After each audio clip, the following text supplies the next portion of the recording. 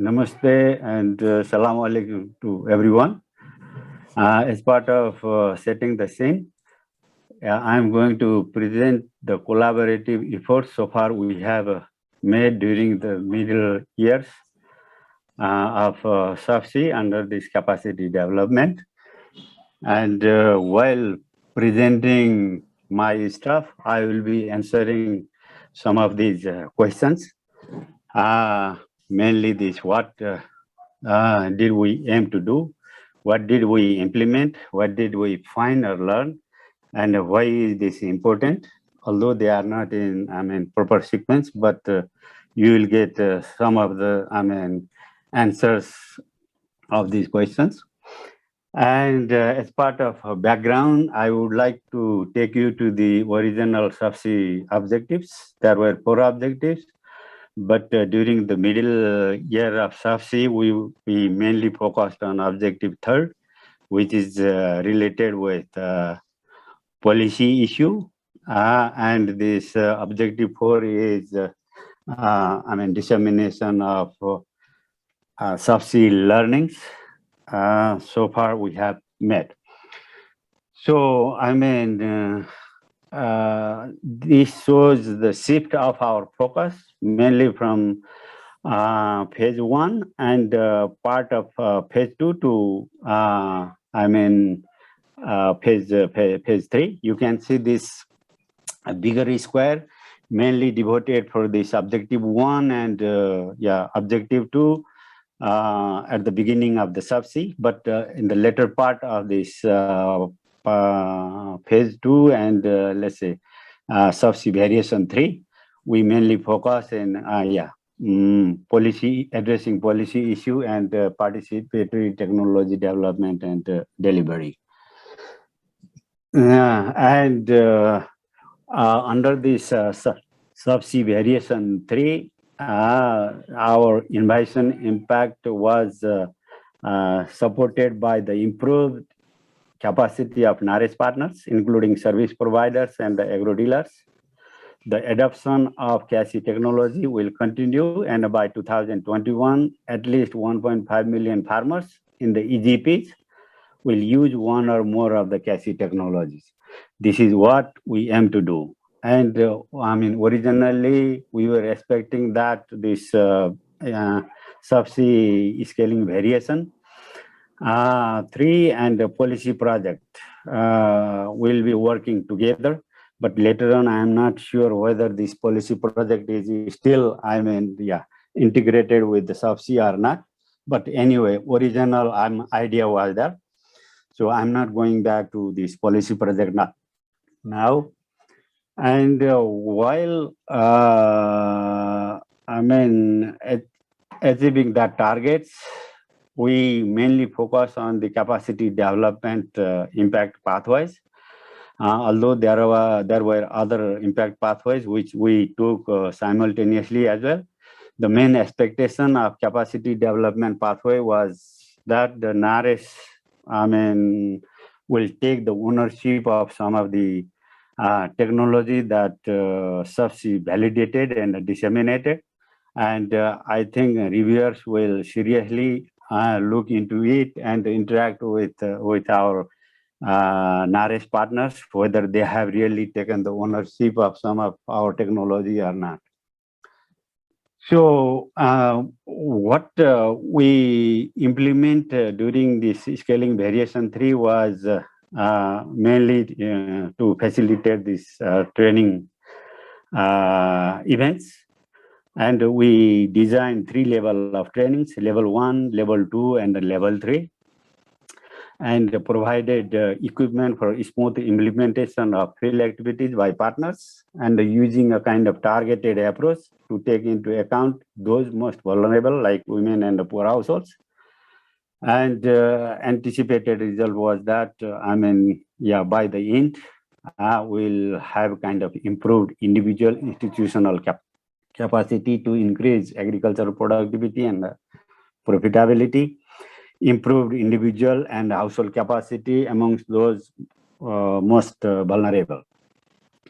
So, I mean, during that period, we also implemented this competitive grant schemes, and these partners with red letters were selected mainly from these competitive grant schemes, and other, I mean, ongoing partners were also there to help us in this capacity development efforts. And as I mentioned earlier, mainly three types of training were organized. Level 1, particularly targeted for senior scientists and senior officers from NARES partners. Level 2, mainly junior scientists and junior officers from NARES and the NGO partners, including private sectors. And level 3 was targeted mainly for farmers. And for this type of efforts, we have also distributed these training materials that were prepared from other, Safsi, and also from other regional projects managed by CIMMYT. And at the same time, based on our learnings, we had developed kind of protocols around CASI, and they were also used to train our different stakeholders.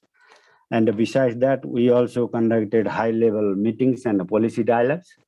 Policy briefs were also, produced and distributed so that the mind change of these research and development leaders, including policy makers, will be changed.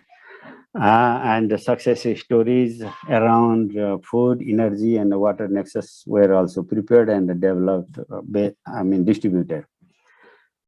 And during that period, we also supported for FCM training, advanced training courses on CASI were also organized on various dates and year.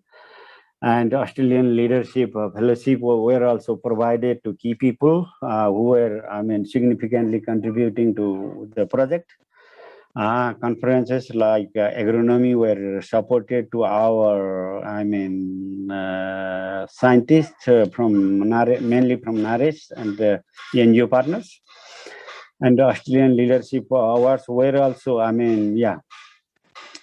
provided to some of the higher government officials who participated in this Safsi project, and enhancing private sector capability in on-farm irrigation for food security, paper writing workshop, innovation platform trainings, and other PhD support courses through linkages were also supported during that period. Yes, and this is a kind of summary. And during, until June 2019, we could, achieve this much of targets. And out of these targets, around 28 women participation was there. And considering this socio-political situation of the region, this level of participation, is quite encouraging.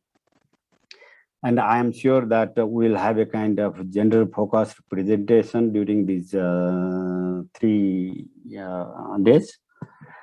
As I mentioned earlier, the key learning so far we have was a kind of high-level meeting is key to change the mindset of the research and development leaders, including policymakers, which in my definition was a kind of top-down approach. It worked well based on my understanding. So, the first regional policy dialogue on scaling CASI was organized in Dhaka. That was from 8 to 9 September 2017, where these mainly research and development leaders, including policymakers, mainly from the South Asian region, were there in Dhaka. Regional collaborative platform on CASI technology was organized in Kathmandu during 22 and 22nd July 2018. Again, these regional leaders were there. And the Safsi project achievements showcased in West Bengal, on July 24, 2018. And in 2017 also, we had organized a similar sort of event in West Bengal. Although I have not put here, but it was organized quite nicely. And these are the pictures. This is in Kathmandu, and this is in West Bengal, together with Agriculture Minister and senior advisor of the Chief Minister from West Bengal. And then ministers and senior advisor to Chief Minister, Vice Chancellor from UBKB, and the government officials applauded the progress of the Safsi and remarked that KSC can bring smiles to farmers' faces. And there are a few videos around this sort of things as well. I think you might have already watched those supportive videos. Advocated for targeted subsidies, like JT machine and other CA promoting machines were advocated for subsidies and discouraged to reduce the rotavator subsidy on rotavator. And again, Safsi project achievements showcased in Bangladesh as well on 27 May 2019. And you can see this photograph.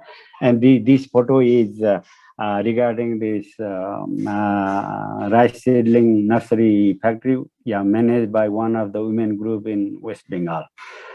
As I mentioned, that protocols were, developed and distributed, and they were, mainly from the learning of Safsi, and that had resulted in convergence of some of the technology into the government plan and schemes.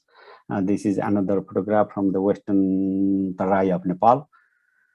Another key learning is gender mainstreaming, which we took more aggressively with the leadership of Faye Rabjan, and associate professor of the University of Western Australia, and she will be presenting in more detail. So I'm not going to deal here. So anyway, this was one of the successful aspect under Safsi as well. And so finally, I would like to thank DFAT, and through DFAT to SIR, mainly John, Dixon, Robin, Eric, Puhu, Tamara, Pratibha, and Chetali, and there were many more. And they guided me and supported me hugely during my leadership. So I'm really thankful to them.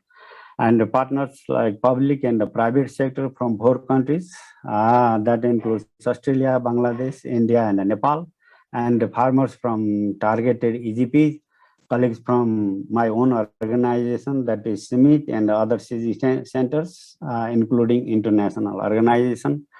I'm immensely thankful to all of them, and without their dedication and concerted efforts, that level of achievement would not have been achieved. So thank you very much. Thanks.